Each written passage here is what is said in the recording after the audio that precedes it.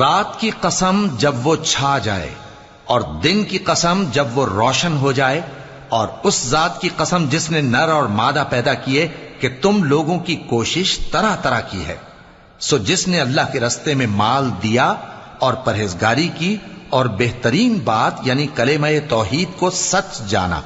تو اس کو ہم آسان طریقے کی توفیق دیں گے، اور جس نے بخل کیا اور بے پرواہ بنا رہا اور بہترین بات کو جھوٹ سمجھا، تو ہم اسے رفتہ رفتہ سختی میں پہنچا دیں گے، اور جب وہ دوزخ کے گڑھے میں گرے گا تو اس کا مال اس کے کچھ بھی کام نہ آئے گا۔ یقیناً راہ دکھا دینا ہمارا ذمہ ہے، اور بے شک آخرت اور دنیا ہماری ہی ملکیت ہیں۔ سو میں نے تم کو بھڑکتی آگ سے خبردار کر دیا ہے،